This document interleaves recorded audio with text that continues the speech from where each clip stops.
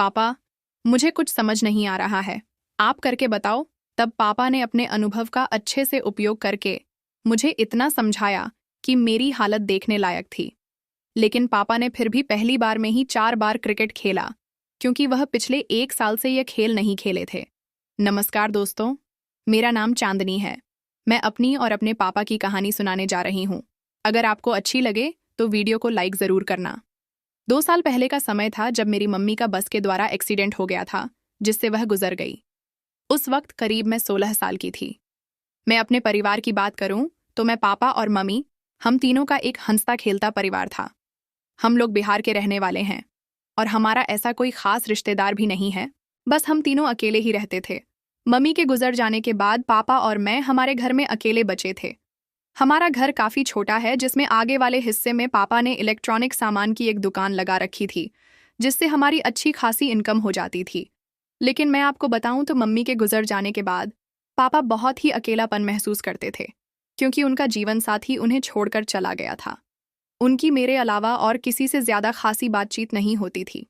सुबह के समय में मैं स्कूल चली जाती थी, तब काम वाली बाई सुबह घर आती और सारा काम करके खाना तैयार करके चली जाती थी। स्कूल से जब मैं वापस आती थी तो पापा और मैं साथ में खाना खाते थे। कभी कभी अकेलेपन की वजह से मम्मी की कमी हमें बहुत ही ज़्यादा महसूस होती थी। इस तरह 1 साल गुजर गया, लेकिन हम समय के साथ ढल गए और धीरे धीरे हम दोनों खुश रहने लगे थे। जब भी मुझे मम्मी की कमी महसूस होती थी तो मेरे मन में सिर्फ एक ही ख्याल आता था कि पापा का क्या हाल होता होगा, वो कैसे अकेले रहते होंगे। मेरे तो दोस्त हैं, मैं कभी उनसे बात करके खुश हो जाती थी, पर वो तो अकेले रहते थे। और जब मैं धीरे धीरे समय के साथ बड़ी होती जा रही थी, तब मैं अपनी उम्र के कदम आगे बढ़ा रही थी, तो मेरी जवानी आने लगी। मैं समय के साथ खूबसूरत होती जा रही थी। मुझे लग रहा था कि अब मुझे किसी जीवन साथी की ज़रूरत है, लेकिन मैं ये सोचकर परेशान हो जाती थी कि पापा इस स्थिति में क्या करते होंगे। मैं इन सब चीज़ों का मतलब जान न सकी और न यह महसूस कर सकी कि पापा मम्मी के जाने के बाद उन्हें कितना मिस करते होंगे। लेकिन एक रात कुछ ऐसा वाक़या हुआ जिससे हम दोनों पिता और बेटी की जिंदगी बदल गई थी।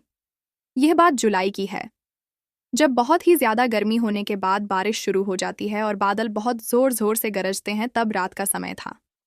मैं अपने कमरे में सहमी हुई सोने की कोशिश कर रही थी, मगर बादल की गरज और बिजली की चमक से मुझे नींद नहीं आ रही थी। मैं थोड़ी डरी हुई थी और एक बार तो ऐसे बादल गरजे कि मेरी आवाज़ निकल गई और जल्दी से मैं अपने कमरे से निकलकर सीधा पापा के कमरे में चली गई और उनके सामने जाकर खड़ी हो गई। ये सब कुछ इतना जल्दी हुआ कि मैं समझ भी नहीं पाई थी। जैसे ही मैं उनके कमरे में गई, तब मेरे पापा उस वक्त अपने बिस्तर पर बिल्कुल उस हालत में लेटे थे कि मैंने जैसे ही उन्हें देखा तो मेरे तो होश ही उड़ गए। मेरा मुंह खुला का खुला रह गया। तब पापा की अचानक मेरे ऊपर नज़र पड़ी तो उन्होंने तुरंत अपने आप को चादर से ढक लिया। तब मैंने पापा को बोला, सॉरी पापा, मैं डर गई थी, इसलिए जल्दी से दरवाज़ा नॉक किए बिना आपके कमरे में आ गई। तब पापा बोले, गलती मेरी है, सॉरी बेटा, कि तुमने मुझे इस तरह इस हाल में देख लिया। आओ, यहाँ मेरे पास बैठ जाओ। जब बारिश रुक जाए तो यहाँ से चली जाना। मैं उनके पास बैठते गई थी, लेकिन मुझे अच्छा नहीं लग रहा था और ऐसा होने के बाद पापा बहुत ही ज़्यादा डिस्टर्ब हो गए थे और घबराए हुए भी थे। तब मैंने उन्हें कहा, पापा, मैं यह रुकूंगी तो आप और ज़्यादा डिस्टर्ब होंगे और परेशान भी। मैं यहाँ से चली जाती हूँ। लेकिन पापा ने मुझे जवाब देने के बजाय मेरा हाथ पकड़ लिया और अपने साथ अपने बिस्तर पर लेटा लिया।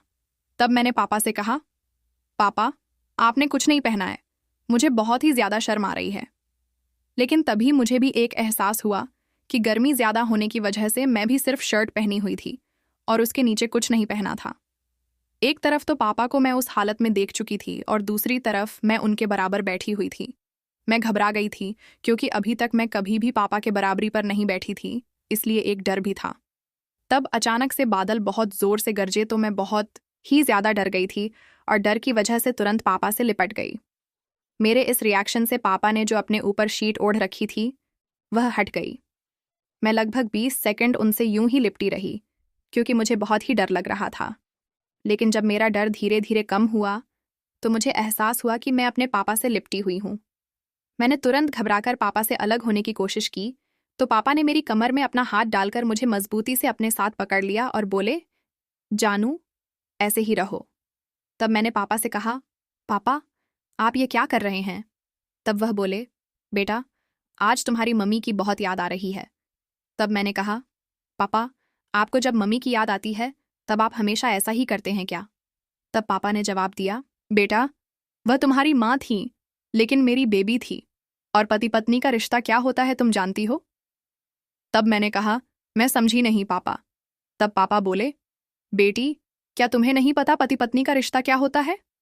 तब मैंने कहा, नहीं पापा, मैं नहीं जानती, आप बताइए।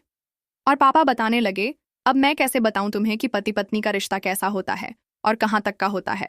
और जब पति पत्नी का रिश्ता बनता है तो यह रिश्ता बनने के बाद तुम्हारा जन्म हुआ था और आज तुम मेरे साथ इस तरह बैठी हो, यह एक पति पत्नी का रिश्ता है। तब मैंने कहा, वह कैसे पापा, मेरी समझ में कुछ भी नहीं आ रहा है। तब पापा ने कहा, शादी के बाद पति अपनी पत्नी के साथ वह करता है, तब 9 महीने बाद बच्चे का जन्म होता है। तब मैंने कहा, मुझे कुछ नहीं समझ आ रहा है पापा। तब पापा ने जवाब दिया, बेटा, देखो ऐसा है, अगर इससे आगे मैं तुम्हें बताऊंगा तो तुम्हें वही करना पड़ेगा जो मैं बोलूंगा, क्योंकि यह सब तुमको शब्दों में बोलकर नहीं बता सकता। क्या तुम इसके लिए तैयार हो? यह बात सुनकर मैं थोड़ी सी घबराई, लेकिन मुझे यह सारी चीजें जानना थीं, इसलिए मैंने हाँ कर दी। तब पापा ने कहा, बेटा, अभी तुम कुंवारी हो और मेरी सगी बेटी हो। पहली बात तो यह हो जाती है कि हमें ऐसा नहीं करना चाहिए, लेकिन 1 साल से मैं भी परेशान हो रहा हूँ। अगर तुम्हारी मर्जी हो तो फिर मैं शुरू करूँ? तब मैंने तुरंत ही जल्दी से हाँ कर दी।